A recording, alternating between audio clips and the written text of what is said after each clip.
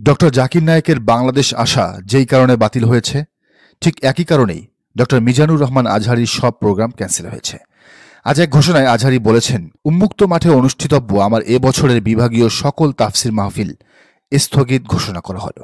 কারণ হিসেবে তিনি লিখেছেন, গত বছর দেশব্যাপী 8টি বিভাগে তাফসিরুল কোরআন মাহফিলে অংশগ্রহণ করেছিলাম।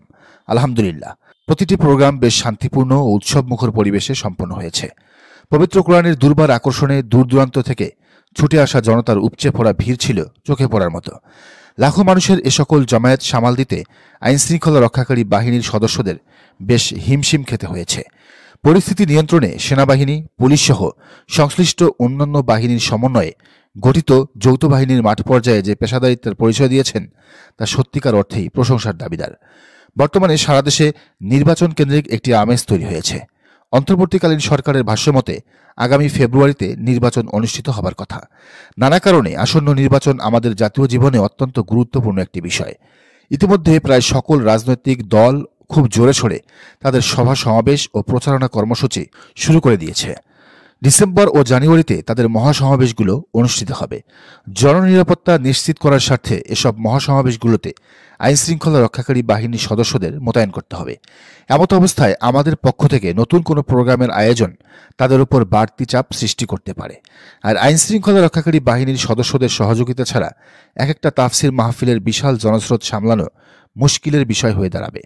জাতীয় স্বার্থে নির্বাচনের ঠিক আগ মুহূর্তে আমাকে ঘিরে এ ধরনের বড় তাফসির প্রোগ্রাম আয়োজন যুক্তিযুক্ত হবে বলে মনে করছি না। তাই সার্বিক পরিস্থিতি বিবেচনায় উন্মুক্ত মাঠে অনুষ্ঠিত আমার এ বছরের বিভাগীয় সকল তাফসির মাহফিল স্থগিত রাখার সিদ্ধান্ত নিয়েছি। মিজানুর রহমান আজহারী এর আগেও অস্পষ্ট বার্তা দিয়ে 2020 সালে দেশ ছেড়ে চলে যান। তারপর আর ফিরে আসেননি। 5 আগস্টের পর জানা গেল আসল কারণ। শেখ হাসিনার চাপেই তাকে যে বাধ্য হয়ে চলে যেতে হয়েছে তার অজানা নয়। তো এবারও তিনি কারণ হিসেবে যা বলছেন তা অস্পষ্ট।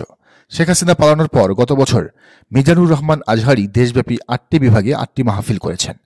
সেসব মাহফিলে তিনি একটি কমন বার্তা দেওয়ার চেষ্টা করেছিলেন, তা হলো এক দল খেয়েছে আর এক দল খাওয়ার জন্য বসে আছে, এটা যেন না হয়। ভোকাল ছিলেন চাঁদাবাজির বিরুদ্ধেও। এতেই পল্টনের গদি লড়বড় হয়ে গিয়েছিল। চারদিক থেকে তাদের নেতানেত্রীরা আজহারীকে জামাতি রাজাকার বলে গালি দেওয়া শুরু করে। শেষমেশ সিলেটের মাহফিলে গন্ডগোলও পাকায়। তো এরপর থেকে মিজানুর রহমান আজহারী তাদের চোখের কাঠা হয়ে ওঠেন। এই বছরে মিজানুর রহমান আজহারী যদি প্রোগ্রাম করত তাহলে কি হতো বা কি হবে সেটা সবার জানা। সামনে পট পরিবর্তন হবে। সুতরাং মিজানুর রহমান আজহারী এইবার মাহফিলে চাঁদাবাজ, দুর্নীতিবাজদের বিরুদ্ধে কথা বলতেন। মিজানুর রহমান আজহারী এইবার জনগণকে সতর্ক করতেন, বলতেন ভোট একটি পবিত্র আমানত, এটি যেন সঠিক পাত্রে দেয়া হয়।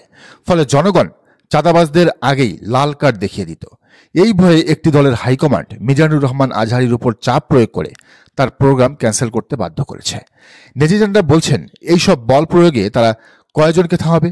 যা হবার তা তো হবেই। এবার কোটি কোটি জনতা চাঁদাবাজদের বিপক্ষে ন্যায় ইনসাফের পক্ষে সিল মারবে ইনশাল্লাহ, পারলে ছেঁকেও।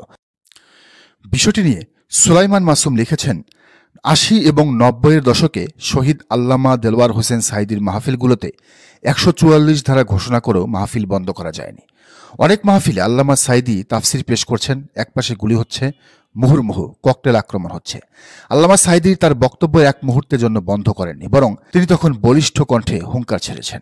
আল্লামা সাঈদী গ্রেফতার হওয়ার আগ পর্যন্ত নিজ হাতে কোনো মাহফিলের শিডিউল বাতিল করেননি। আল্লামা দেলওয়ার হোসেন সাঈদী সর্বশেষ জামায়াতের নায়েবে আমির ছিলেন। যখন গোটা দেশে নির্বাচনে জামাত ভালো কিছু করতে পারেনি, তখনও তিনি তার নিজ জনপদে হিন্দু অধ্যুষিত এলাকা হতে দাড়িপাল্লা প্রতীকে সংসদ সদস্য নির্বাচিত হয়েছিলেন। তিনি জামাতের পদ পদবি নিয়ে তাফসির পেশ করতেন। জনতা তারপরও মনোমুগ্ধ হয়ে কথা শুনত।